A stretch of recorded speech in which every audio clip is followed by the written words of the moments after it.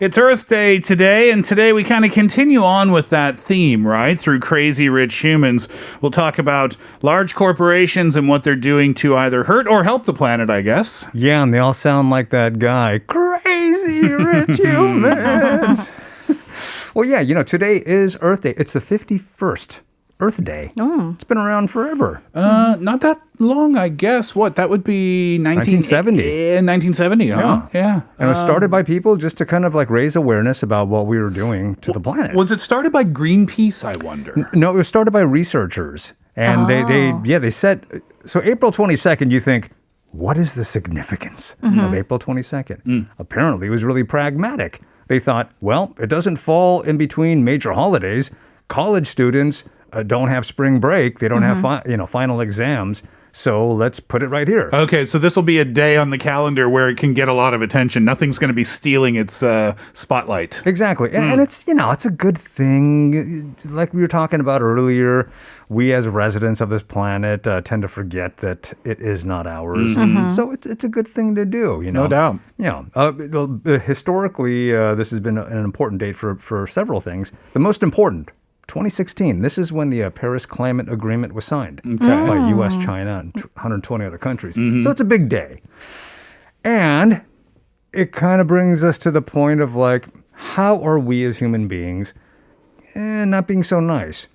And first we blame the rich because they're the easy ones to blame. Easy ones to blame, but you remember when we did the fast fashion segment, we realized that we are a large part of the problem too, because of the sheer amount of clothing is just one example, right? That we go through and then throw away on a daily or weekly or monthly or yearly basis. We're all part of the problem. Well, yeah, and much like what we talked about during fast fashion, that conversation, the rich and tastemakers have a way of influencing the rest of us to do what they do. Totally. Right? But while they're spending, thousands upon thousands of dollars on one piece of clothing, we're spending $10 on a copy of that we throw away as soon as we get tired of it. Absolutely. So which one is worse? I don't know. Yeah, well, check this out. Oxfam, the charitable organization, they estimate that the top 1% or the super wealthy are the main drivers of climate change. Oh. Yeah, they use 20% more energy than the rest of us. Interesting. Yeah, so and you go, okay, what do you mean by energy? Because you're not talking conglomerates or corporations. You're talking individuals. Individuals, but also corporations, people who work for these things, people who make a lot more money than we can even imagine. Why is that they consume so much more energy? Well, as an example, cars. Okay. And there's many, many things, but just the obvious ones are cars. If you're a super wealthy person, are you going to have one fuel-efficient car? Yeah. I doubt it. I wonder what the definition, I mean, I'm sure there's a statistic or a number out there, not to put you on the spot, John, but 85. The number that defines you as, I don't know, super wealthy around the world. Because when we think super wealthy, we're thinking Jeff Bezos level or something, right? But in a global definition, I'm sure it's much lower than that. Yeah, I don't know. I think what they probably just do, I would imagine, is take people like Bezos and then start working their way down. Yeah, exactly. Yeah, so think about cars, luxury cars that even the Biebs, all these people have. Yeah. How much gas mileage do you think those things get? Yeah. Like those sports cars or luxury cars? I mean, what? I heard it's kilometer? I heard it's like the equivalent of just rolling down your window with a bunch of cash in your hand and just letting it like fly in the air as you're driving with the car. A friend of mine had a Ferrari of the Italian sports car. He would only drive it on the weekends because of the fuel that it used. Oh my. He lived outside the city. If his car was full when he left his home, by the time he got into the city, he'd have to fill it up again. And by the time he got home, he'd have to fill it up again. Oh my gosh. Yeah, absolute gas guzzlers, those high-end sports cars. So your friend was a frugal rich guy that had kind of concerns about that. But like the super rich, they kind of don't care, right? They'll fill up their cars, luxury cars, their fleet of luxury cars when they don't drive them, but they have to be maintained, even if they don't drive them. So they're, the mechanic guys are taking them out for spins. They're replacing tires way before they need to. They're changing motor oil. all those kinds of things, the maintenance of these things. So it's not necessarily a super wealthy person is going to drive their RE of the pho around town, and that's it. They're going to have a fleet of these things that need to be maintained, even if they're not using them. Yeah, maybe. It's Earth Day today. We're talking about the planet. We'll pick it up when we come back. Here's James Morrison, Wonderful World. Sure. So it makes sense that a lot of the large companies around the world contribute to the problems around the planet in terms of climate. But those companies also try to do things to limit the damage that they do too, right? Yeah, I mean, it's not a good look for rich people and large corporations to do what they were doing 20, 30 years ago. Everybody has some sort of corporate responsibility program and some eco-friendly climate change program. People like Jeff Bezos as one example. Okay, we all know who he is. Between March and December of last year, 2020, he made $70 billion. That's not bad. Not bad thought for it was more? It's not bad. spring, summer. It's not horrible, is it? Yeah. You know, so now he's Yeah. worth $188 billion. So he donated about the largest amount of money ever donated to fight climate change. How much? $10 billion Wow. to the Bezos Earth Fund. So he donated to his own cause. Yeah, but All right. to his defense, this Earth Fund doles out money to organizations and researchers trying to, as he puts it, protect the natural world, whatever that means.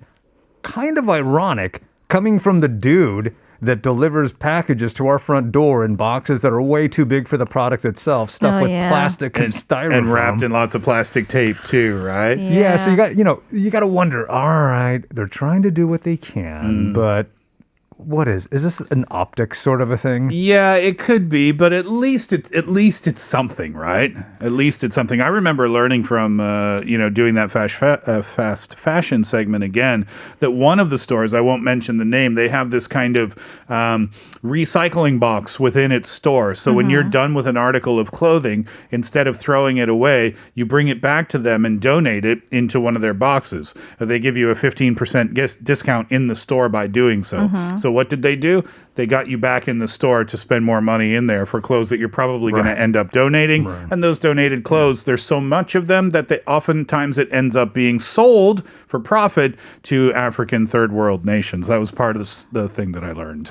Yeah, it's kind of ridiculous. I suppose we're in this sort of cycle right now where we are consuming what is given to us, and all we can really do is hope that some of these companies that are offering this sort of buyback program or whatever they do, that some of it is going to go to help somebody. Yeah. Right? That's all you can do. But there are positive steps being taken, right? Sure, of course. I mean, I just talked about the whole Bezos thing, throwing a lot of money at it. And that's what the ultra wealthy are doing. They're throwing money at stuff, which may help. I mean, I suppose we'll find out in a few years' time, right? If the Bezos Earth Fund actually does anything.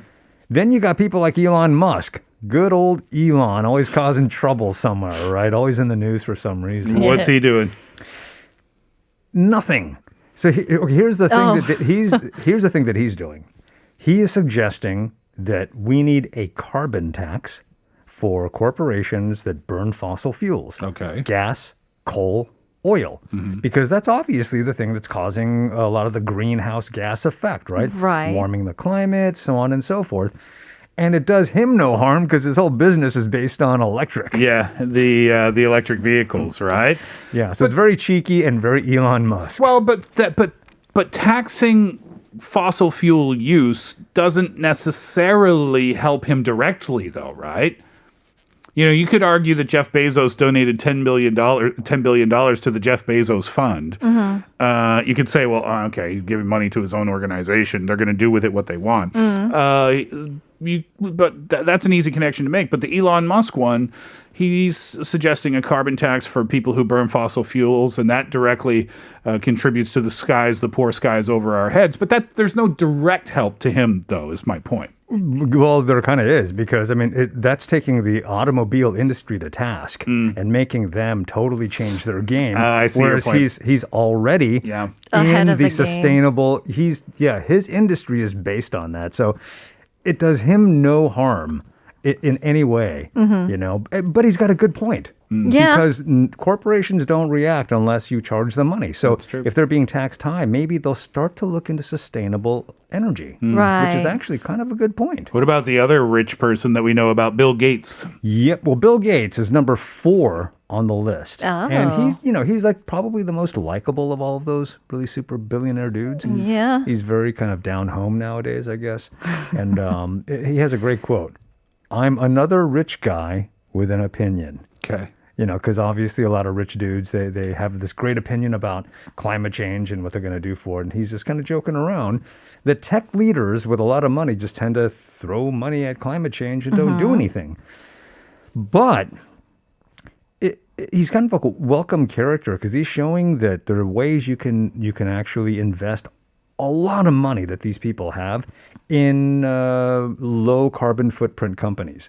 So he's famously investing a lot of money in lab meats, you know, those famous lab grown meats that we're starting to enjoy Bill here in Gates Korea. is putting a lot of money into that. He huh? has been. He's Okay. been one of the biggest proponents of that. Oh, nice. Yeah. So he's really all for investing in low carbon emissions companies and divesting, taking money out of fossil fuel industries, because that's where people make a lot of money on investments, the fossil fuel industry, right? So people like him, people like Leonardo DiCaprio, we have to talk about him. Well, we know that, yeah, he's been a long-time lover of the planet, right? Yeah, and along with Bill Gates, he's taking his investment money out of the fossil fuel game and putting his money into more sustainable technologies. So that's the kind of stuff that they're doing. They're using their massive amounts of wealth and influence to shift their money around and to support companies and industries that are going to hopefully create sustainable energy and food sources. Or companies that are hopefully going to make a lot of money in the future. It's a bit of hedging, Oh, is no, they're very, very good, honest, generous people. They don't care about the money. It's a bit of hedging going on, but smart hedging nonetheless.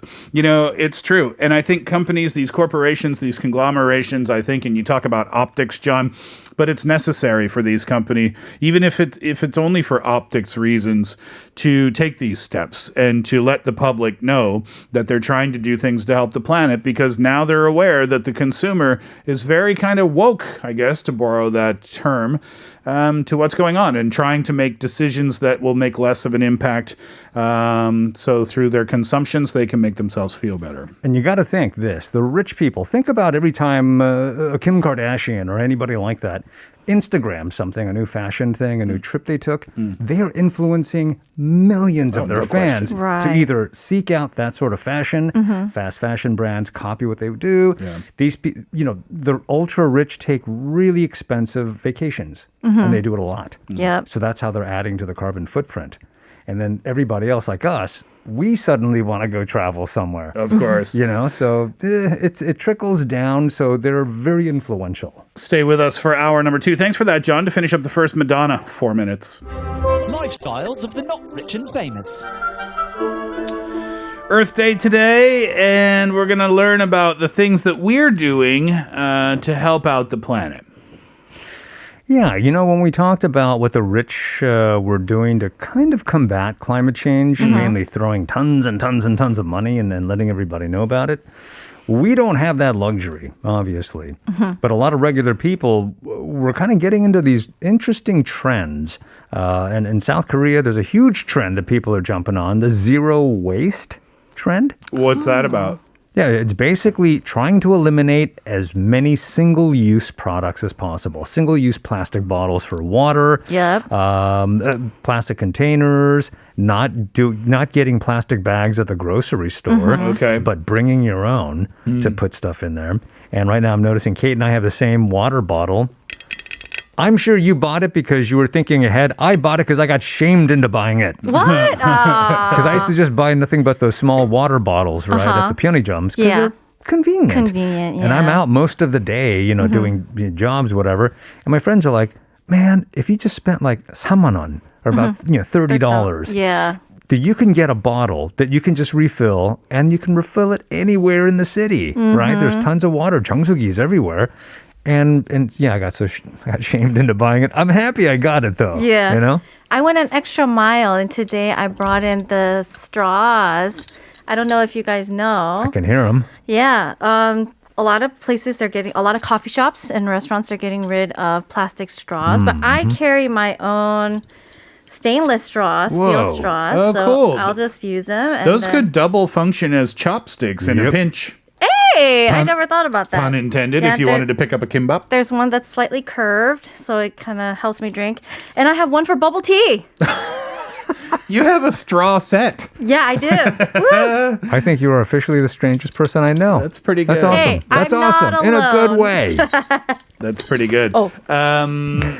Oops. Yeah, doing things that you can to kind of eliminate your single plastic use on a weekly basis. I guess you start with one day and then go from there, right? Yeah, because think about it. I mean, when was the last time you didn't buy something single use? Yeah. When was the last time we went to a coffee shop, took something out to go? When was the last time you went to any store Yeah. and you had your own thing? It's kind of a new concept for us. Well, I think you bring up a good point with that question. When you say, when was the last time you, I think the end of that question was, when was the last time you noticed? Right. And maybe that's a good step one. If you think, well, I don't know where to start. Maybe just with conscious awareness of, I'm going to pay attention to the amount of plastic that I specifically use on any Right. given day, or I specifically throw away on any given day. You guys have your metal coffee bottles or water bottles, which is great. I have a plastic one. I know it doesn't look good on camera, but I use it over and over and over again. They say that's not good for your health or whatever, Yeah. but I do use it over and over again, so I When try. are you going to join our club, Steve? I know. We have a tan one, a blue one. You need one. They're so overpriced. What? But you make your money back after a few weeks. Those cost about, 1,000원. No, Yeah. but if he's refilling the Over and bottles. over again. Oh, man, don't do that. That's gross. We'll come back after 3:30. Hollow Coves, the woods. Getting back to the things that we're doing here in Korea, you said that there's a zero waste movement where people are trying to make conscious efforts of reducing, if not eliminating, the plastic that they use in their lives on a daily basis. But there's something even more specific happening in Yeonhidong. Yeah, like you mentioned before, it's really difficult to imagine, okay, what did I use today? How many plastics did I waste today? It's really tough. So slowly but surely, there's all these things that are happening. Like last November, Yeonhidong held what they called a Your Bottle Week. So it's 50 shops in that little neighborhood. Now, we've all been to Yeonhidong. Where is it for people who don't know? Well, it's just north of Yeonnam-dong, so the Dongyo 삼거리. Okay, so close to Hongdae, Right. right? And it's not super far from here, Sangam-dong. And it's a trendy little neighborhood for people to hang out, right? It's a lovely, lovely little neighborhood. Now it's got tons of cafes. One of my favorite supermarkets where you can get all sorts of really great stuff. But that neighborhood, so there's little shops like a woman that makes really high-end roasted nuts. I mean, she does it all there. All these great cafes. Even little restaurants were serving, you could bring your own container. So you can bring your own glass container and get food takeout. It's like a pretty Oh. fancy doshirak. So Wow. and it was just a way for people to feel comfortable learning how to bring their own stuff to take home, because a lot of people will try this and a lot of people have reported this, like they'll go to a restaurant and say, I brought my own containers, can you just put the takeaway here? And some restaurant owners will say no, for no reason other than they just think it's weird. Yeah, right. Just know? because it's not really done. So Right. yeah, it's an odd, they see it as an odd request. Exactly. So something like this, where 50 shops in a neighborhood are all participating, allows people to kind of feel, hey, this is really doable. Yeah. Getting the word out for something like that helps too. Unfortunately, probably the best way to put a word out for that is put up plastic signs, which is heavily ironic, I acknowledge.